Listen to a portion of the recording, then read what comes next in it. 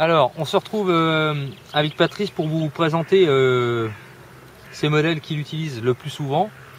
C'est pareil, Patrice est un aficionado du couteau suisse. Donc nous, on est toujours, vous le savez, des utilisateurs avant toute chose. Mais il faut savoir qu'il y a beaucoup de collectionneurs de couteaux suisses, comme d'autres couteaux d'ailleurs. Mais nous, on est vraiment des utilisateurs. Alors, je reviens juste avant de vous présenter ça sur le changement des plaquettes concernant donc les couteaux Victorinox. Rien de compliqué à réaliser. Il suffit juste d'avoir un tout petit peu d'astuce et ça se fait tout seul. Alors pour ce faire, deux options possibles. Soit vous prenez un petit tournevis de ce gabarit là, vraiment type électricien. Donc vous allez trouver ça partout, hein. On imagine très bien que vous avez ça dans votre caisse à outils. Là, à l'emplacement où on retrouve donc à la fois le cure-dent ou la pince à épiler, c'est très simple. Vous venez engager votre tournevis à l'intérieur, comme ceci, et vous faites levier, pivot, toc. Une fois que la première languette est enlevée, vous allez prendre votre tournevis, glisser au milieu et enlever le clip du centre. Ensuite, vous faites coulisser la plaquette et vous la retirez. Voilà, c'est aussi simple que ça. Donc ça va vous permettre de éventuellement interchanger vos plaquettes. C'est valable également pour les modèles de grande dimension. Les modèles de 11 cm, c'est exactement le même principe. Voilà. Donc après, pour les remettre, donc soit vous voulez, parce que vos plaquettes sont cassées, soit vous voulez interchanger les plaquettes, comme je vous avais montré suivant les modèles. Rien de plus simple. On clip d'abord le haut, on fait pivoter, on clip le milieu, l'arrière, et ensuite on réajuste en appuyant. Et voilà. Et on retrouve des plaquettes parfaitement ajustées. Donc on peut le faire bien sûr sur tous les modèles. Ça craint absolument pas, hein. Faut vraiment le faire de façon... pour des modèles comme celui-là par exemple, il arrive qu'il n'y ait pas de... pour ceux qui sont absents avec les cure-dents et les pinces à épiler, il y a certains modèles qui en sont dépourvus. C'est pas très compliqué, c'est le même principe avec un tournevis. Ce qu'il faut faire, c'est juste, on joue un petit peu de façon à pouvoir engager. Une fois qu'on est engagé, clac, il suffit de soulever et ça se fait tout seul. Je le ferai pas parce que bon, c'est pas. Vous avez compris le principe, donc on va pas s'attarder là-dessus. Donc voilà pour ça. Donc rien de sorcier. Alors quelques curiosités, des couteaux qu'on n'a pas forcément chez Victorinox l'habitude de rencontrer. Donc ça, c'est un parapentiste. Un parapentiste. Alors, parce que Victorinox propose énormément de modèles en fonction des utilisateurs, des usages. Alors ça par contre c'est intéressant. En tout cas plus pour toi que pour moi d'ailleurs Patrice, tu me disais, parce que la lame, les couteaux qui sont à 11 cm, c'est quand même pratique pour manger quoi. Ouais. Là, par contre, c'est quand même, c'est quand même plus intéressant. Couteau, quoi. Ouais. C'est vrai qu'on a une sacrée différence entre les modèles classiques, hein, ici, et puis donc le modèle supérieur, on a quand même une lame beaucoup plus importante quoi. Donc ça c'est vraiment intéressant pour manger quoi. Dans la vie de tous les jours, c'est vraiment pratique. Donc celui-là, c'est un petit peu sur le principe des sentinelles et tout ce qui s'ensuit. Le sentinelle, c'est celui qui est pourvu avec une seule lame. Là, c'est un peu le même principe. C'est assez épais hein, malgré tout. On est quand même sur 2 mm et quelques d'épaisseur. Donc toujours un acier inox, cran de sécurité. Et puis celui-là, il a une particularité, c'est qu'il a une lame légèrement courbée avec des serrations sur la totalité de la lame. Ce qui est prévu bien entendu pour saisir les cordages et donc de pouvoir couper ça. Alors c'est pas réservé uniquement d'ailleurs aux parapentistes ou alors aux parachutistes, hein. On peut s'en servir tel quel. Ceux qui font par exemple de l'escalade, on peut penser à des choses comme ça, ou même ceux qui vont sur un camp, hein, ça peut être complètement utilisable, hein. Faut toujours penser qu'un couteau suisse, même si ça peut être spécifique sur certains outils, c'est adaptable pratiquement dans toutes les situations. Contrairement à un seul et unique couteau qui a une seule lame. Là, c'est compliqué. Si on a un couteau avec une seule lame, un couteau pliant, si on a besoin de faire une bricole de fortune, voilà quoi, MacGyver, n'empêche que c'est culte, mais ça la reste, hein. Donc ça, c'est le modèle également. Donc tu m'as dit, c'est le Ranger. C'est le Ranger. Ranger version camping estampillé Voilà, estampillé camping. Alors la différence avec le Ranger, c'est à peu près sur le même gabarit que sur le Hutsman et que sur l'Explorer, avec les outils différents bien sûr. La particularité de celui-ci, c'est qu'on a une lime ici, voilà. Mais par contre, on retrouve toujours cette scie qui est, enfin, pour moi, même dans ce gabarit, qui est vraiment super efficace. Ouais. Elle est très très efficace. Sincèrement, ça, on arrive à couper. Évidemment, pas des sections de 15 cm de diamètre. Encore que, si on insiste bien en tournant bien autour, on peut arriver à faire quelque chose. En cassant. Ouais. Donc on arrive à faire quand même pas mal de choses. Je peux vous assurer que si vous n'avez pas ça, avec un couteau classique, pliant ou même fixe, avec une lame, c'est vraiment la galère. Une scie, c'est le top. Franchement, c'est le top.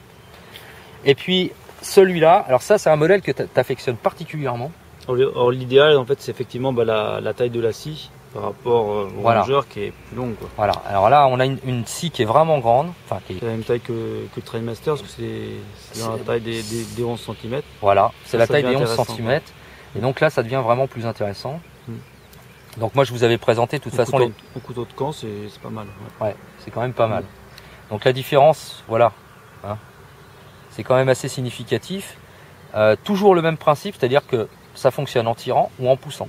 Donc on gagne vraiment au niveau économie et d'énergie, c'est vraiment efficace. Même s'il n'y a pas de cran de verrouillage, c'est pas un problème, ça tient vraiment très bien. Une bonne prise en main par l'épaisseur déjà du oui, en plus, lui-même, quoi. En plus, il y a quand même une bonne épaisseur, hein, ça tient quand même bien dans la main. L'intérêt, c'est qu'il y a quand même pas mal de fonctions. Celui-là, il est vraiment intéressant. Il est complet. Ouais. Alors, particularité de ce modèle-là, alors c'est le même principe, on a la même taille de lame que l'autre. La différence, c'est qu'on a un cran de sûreté ici, qui est verrouillable, déverrouillable. Ça, c'est pas mal. Extérieur. À l'extérieur, c'est quand même pas mal.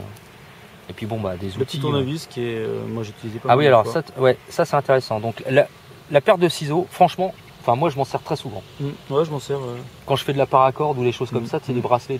Je me sers que de ça, les gars. Voilà. Sincèrement, je me sers que de ça. Et juste en dessous, ce petit tournevis là, très fin. La taille en dessous puis la longueur aussi qui est intéressante. Ouais, parce que là on peut aller chercher. Souvent il y a des petits conduits pour pouvoir atteindre. Et c'est on pense d'ailleurs aux jouets d'ailleurs des enfants ou les choses comme ça. Des fois c'est un petit peu si on a besoin de démonter. Pratique, ça c'est super pratique. Donc vraiment ça c'est un super couteau. Moi j'aime beaucoup aussi celui-là. C'est vrai que le tournevis, il y a une grosse différence entre les deux. Ah bah oui, on va montrer. Le classique qu'on trouve chez Victorinox. Entre le classique, voilà, et celui-là, voilà, au niveau de l'épaisseur, c'est complètement différent. Donc ça c'est plus long déjà, parce que si on les met côte à côte, voilà ce que ça donne. C'est plus fin, donc ça permet vraiment d'aller loin, et malgré tout, ça saisit vraiment beaucoup de vis différentes. Plus que celui-ci. Ouais, d'ailleurs. Moi je vais utiliser ce que tu me disais. Parce que ça c'est celui-ci correspond à ce qu'on a vraiment pratiquement en petite vis cruciforme, il correspond plus au niveau des tailles, quoi. Ça c'est vraiment pratique. Par contre, c'est vrai qu'il faut enlever le ciseau. Il se trouve, alors la différence, il se trouve sur la même rangée, donc faut ouvrir la paire de ciseaux pour ranger le. Mais bon, c'est voilà quoi, c'est un détail, on va dire. Dans l'utilisation au quotidien, c'est. Moi ça c'est ça. Je l'aime bien. Puis on retrouve toujours le poinçon, puis avec le trou dedans, donc différent de ceux qu'on trouve chez le Trailmaster où il n'y a pas le. Ah, il n'y a pas sur le Trailmaster, je l'ai montré. Le chat qui est là, à ce niveau-là. Et ça c'est super efficace. Sur du PVC, du bois, ça fonctionne super bien, quoi. Et puis alors après, donc ça c'est le Swiss Champ. Alors ça je vous l'avais présenté. Non, on n'a pas parlé de ce nom-là. Ça c'est le Hot Rider. Hot Rider celui-là, le grand. Voilà. Alors la version dessus c'est le Hercule. Pour ceux que ça intéresse. Après bon c'est toujours pareil, on se trouve avec un couteau qui est quand même beaucoup plus lourd. C'est plus lourd. Celui-ci bien il fait 180. Je sais plus combien j'ai pesé, 180 grammes je crois. Ouais, ça reste encore du raisonnable. Non, on passe à 200 grammes déjà. Plus de 200 grammes. Alors ça c'est le Swiss Champ. Alors ça c'est le même modèle que celui que je vous ai présenté en rouge. Bon, on voit bien, il a bien vécu aussi celui-là. Celui-ci, il a tout vu celui-là. Je sais pas s'il a né sur la lame. Non, c'est ce que j'expliquais. Ah oui, alors je vous montrerai ça. Alors celui-là, voilà, la lame elle a morflé un petit peu au-dessus. Non, il n'y a pas l'année sur la lame. Parce que ça a 20 ans ça. Une vingtaine d'années. Ouais. Mais c'est toujours, malgré tout, c'est toujours opérationnel. Ah ouais. Ça c'est vrai qu'il a été lavé pas mal, je veux dire, au robinet, donc il y a du tartre, du calcaire dedans. C'est vrai que bon, il est passé un petit peu au vinaigre. Il a trempé un peu dans le vinaigre pour pouvoir enlever. Alors ça, c'est une astuce qui est intéressante parce que justement, j'allais y venir sur l'entretien. Pensez toujours, comme tous les couteaux que vous utilisez, après usage, avant. C'est un principe militaire, on va dire, ce qu'on appelle le reconditionnement matériel. Voilà, ceux qui connaissent sauront de quoi je parle, mais quand on rentre, on s'occupe pas du bonhomme, on s'occupe du matos avant. Moi, ça a toujours été comme ça, mais bon, on va dire, c'est une déformation professionnelle. C'est valable pour les couteaux encore plus, et encore plus pour les couteaux Victorinox, parce que bon, il y a énormément quand même de rainurage avec pas mal de choses à l'intérieur. Donc prenez soin de vos couteaux. Pour ce faire, nettoyez-les. Et une fois que c'est fait, prenez de l'huile. Pas la peine de vous casser la tête. Le mieux, c'est encore de la graisse liquide qu'on utilise sur les chaînes de vélo. On en met quelques gouttes. Moi, je passe à un peu de vaseline aussi. À la vaseline. À la vaseline, ça fonctionne bien. Voilà. Machine à coudre, ouais. L'huile de machine à coudre, c'est le top. Franchement, c'est le top. Voilà. Si vous voulez vraiment une seule huile, c'est l'huile de machine à coudre. C'est le top du top. Mais avant, faut que ce soit bien nettoyé et bien séché. Voilà. Et si vous n'arrivez pas à l'ouvrir, c'est qu'effectivement, il doit être encrassé par du calcaire. Ça dépend où vous trouvez en France, mais c'est vrai que faut le tremper dans du vinaigre carrément. Et ça craint rien. Vinaigre d'alcool, ça bouge pas. Celui-là, il est passé dedans. Faut pas vous ayez une journée et une nuit, ça lui a rien fait. Ça lui a rien fait. Hein. Non. Ouais. Non, faut pas avoir peur. Bien sincèrement. rincer à l'eau après. Voilà. Sécher, le séchage et après huiler. Voilà. Et après, c'est reparti. 20 ans et ça fonctionne. Toujours opérationnel. Hein. Et toutes les lames, hein. Tout fonctionne bien. Hein. Bon, les plaquettes ont subi. Ah bah oui, mais les plaquettes, de toute façon. Morflé. Tu sais, les plaquettes. Puis comme on a la possibilité de les changer, si vraiment, voilà, on en pète, mais bon, ça dure. Je vous avais montré le mien, le Spartan, qui a une vingtaine d'années aussi. Bon bah voilà quoi, il a bien morflé, mais c'est pas un problème quoi. Et alors, également, je vous avais pas montré, j'avais montré de l'Alox en version, on va dire collection. Ça, c'est la version de base classique en Alox qu'on peut trouver un peu partout. Alors, tu avais soulevé un point là, tu savais que tu me disais, tu savais pas l'année. Alors, sur certaines lames, pas toutes, vous avez cette présence au dos de la lame, un numéro. Ça correspond toujours à l'année de production. Donc là, en l'occurrence, 92. Voilà. Ça, c'était également pour le petit truc. Donc ça, c'est, on va dire, pratiquement l'entrée de gamme, tout en acier et alu. Avec les plaquettes bien sûr insérées. Alors petite précision, les nouveaux modèles, ici il y avait un petit trou à l'intérieur du rivet qui permettait de passer un petit lacet éventuellement. C'est terminé, ça n'existe plus. C'est la seule différence. Mais ça, c'est vraiment, c'est increvable. Franchement, c'est increvable. Ça c'est pareil, donc une lame principale, tournevis. Bon, c'est le même principe que les Alox. Tu me l'as amené tout à l'heure, on avait du mal à l'ouvrir, il était vraiment encrassé. Et puis finalement, voilà, juste un peu d'huile et puis voilà, c'est reparti. Outil différent de oui. autres. Ouais. Sur les Alox, c'est un petit peu différent. Alors ça, c'est pareil. Alors sachez, j'en ai pas à vous présenter, ni Patrice ni moi n'en possédons, mais il existe à la place du tournevis et de l'ouvre-boîte des Alox avec toujours l'épissoir, enfin cet outil qui ressemble plus à un poinçon qu'à un épissoir, une grande lame, et à la place des deux autres outils, vous avez une scie identique donc aux autres modèles qu'on vous a présentés. C'est-à-dire voilà, vous avez la possibilité d'avoir ça avec une scie. Donc ça veut dire que vous avez quasiment, allez, on va dire pour sortir dans la verte, l'essentiel dans la poche pour vraiment minimum. Ça on peut en trouver sans problème. Hein. Et c'est pas très cher. Je crois que ça doit être de souvenirs, je crois que c'est 15 €, je crois à peu près. Grand maximum. Voilà. Donc ça, on peut y penser. Et puis sinon, il y a version minimaliste. Alors celui-là, c'est vraiment le minimum du minimum. Donc c'est vraiment le tout petit, le très fin. Il y a 3 accessoires dessus. Mais c'est pareil, ça peut faire le taf. Hein. Alors comme on peut le voir, celui-là, il est bien encrassé, il a bien vécu. Hein. Et mais voilà, ça fonctionne aussi Victorinox. N'oubliez pas, ce sont des outils. La fonction première, c'est ça, outils. Voilà, on vous a présenté quand même entre Patrice et moi quand même pas mal d'outils. Bien sûr, on va pas, comme je vous l'ai dit, je vais pas tout vous montrer non plus. J'en possède quand même pas mal, mais bon, au niveau des exemples, ça se rejoint quand même plus ou moins. Ce qu'il faut, c'est penser d'abord à l'utilisation, à l'outil. Après, si on est dans la verte, effectivement, ou en mode urbain, c'est pas tout à fait la même chose. Celui-ci en urbain. C'est pas mal ça. Ouais. Ça dans la verte c'est pas mal. Ouais. Le gros modèle, celui-là vous pensez aller dans la verte. Si vous voulez quelque chose de plus minimaliste en mode urbain, n'oubliez pas, il y a le Spartan ou alors éventuellement carrément ce petit outil. On peut penser même malgré tout à celui-là, le petit camping, donc la modèle Hutzmann, Explorer, etc. On peut penser à tout ça. Et puis, si vous voulez préférer aussi, vous avez la possibilité d'avoir un peu le même principe que ça, le Trailmeister, comme je vous avais présenté. En version minimaliste, vous avez le Sentinelle, donc une seule et unique lame, très plat, très fin. Avec l'ouverture pareil, avec le pouce, avec le Speeder Hall. Donc voilà, enfin je dis Speeder Hall. Normalement, je devrais pas parce que c'est déposé par Spyderco, mais enfin c'est le même principe, on aura compris. Et puis pour finir, substitution.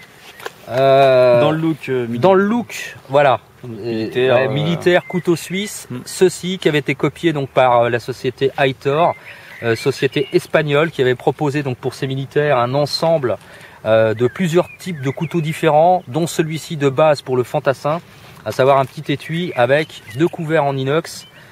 Voilà, fourchette et couteau à insérer dans une petite pochette, et puis donc le couteau bien entendu ici avec une particularité là, affûté, et puis également un outil multifonction qui est le précurseur de ce que l'on peut trouver dans certains multitools qu'un certain nombre d'entre vous reconnaîtront, qu'on trouve sans rien, c'est-à-dire sans manche. Maintenant, il y a dans l'aspect tactique des choses, on trouve beaucoup d'éléments comme ça. Il faut savoir que c'est Aitor qui a proposé le premier, un outil multifonction, voilà, inséré sur ce principe de pièce unique, malgré tout, solidaire du manche. Mais voilà, donc rendons une nouvelle fois à César ce qui est à César. Beaucoup de choses ont été dérivées aujourd'hui des principes donc multitool sur la base des Victorinox et de certaines pièces de Aitor. Voilà, c'était juste pour le petit message, le petit clin d'œil. Donc ça, c'est pas mal quand même. Ouais. C'est pas mal, ça coupe bien, ça permet d'ouvrir pas mal de choses. Enfin, c'est pas mal. Voilà. Voilà, merci à Patrice de nous avoir prêté ces outils pour l'occasion. On espère que cette vidéo vous aura plu. Ça va être très très long. Peut-être que je la mettrai en 2 fois. Je sais pas, parce que 17 minutes plus 19 minutes de l'autre côté, plus les présentations. On va encore me dire, mais c'est pas possible, c'est limite du reportage. Après, il faut faire le bon choix. Ouais, voilà. Après, c'est pas facile. C'est pas facile. Alors, n'oubliez pas, bon, hein, quand on met le doigt dans l'engrenage des couteaux suisses, c'est fait pour tous les avoir, parce que voilà, c'est ce que je vous avais dit. On n'a jamais celui qu'on voudrait. Ouais, voilà, pour l'occasion, c'est un peu ça. C'est vrai que bon, il y a il y a le Swisschem qui rassemble tous les éléments, mais le poids, on l'emmène jamais. Voilà, c'est jamais. Pratiquement. On le laisse à la maison. Ouais, ou dans la bagnole. Dans la bagnole, voilà. Ouais, mais c'est dès qu'on veut sortir, on l'oublie, quoi. C'est un peu. Non, il est trop lourd. On le prend pas. D'ailleurs, dans le même style, on a ça, le Hercule qui est beaucoup plus conséquent aussi, qui est un peu sur le même principe que ça, avec la pince. Sur le Hercule, vous retrouverez ça en plus des autres éléments. Mais bon. Hein. Après, c'est en fonction de ce qu'on veut. C'est sûr, mais on se rend vite compte de ce qu'on a besoin quand on part sur un camp. Voilà, de toute façon, c'est clair. Couper un pansement, le ciseau, voilà. La scie, couper un morceau de bois, voilà, le couteau. Bien sûr, on peut emmener, prévoir. Mais si on prévoit pas, je veux dire, si on va sur le terrain, histoire, on a un couteau avec une scie, machin, on a envie de sortir, de se faire plaisir, voilà, on a ça. Les bouchons pour les cordages sont un peu trop serrés pour les défaire. Voilà, oui, parce que c'est pas uniquement pour les bouteilles, hein. C'est pareil. En tant que Français, on aime bien les bouteilles, ce qui est pas faux d'ailleurs. Mais voilà, ça peut servir à d'autres usages, comme le disait Patrice, pour desserrer les cordages. Ça peut être utile. Voilà, pensez-y. Voilà, le couteau suisse, en tout cas, bon, je pense que tout le monde l'aura compris. On aime ça. Voilà, merci encore à tous. N'oubliez pas, si vous avez des questions, des commentaires, c'est toujours en bas que ça se passe. Merci à Patrice. Et puis, portez-vous bien à tous et à très très bientôt. Et d'ici là, comme toujours, Carpe diem. Carpe diem. Salut.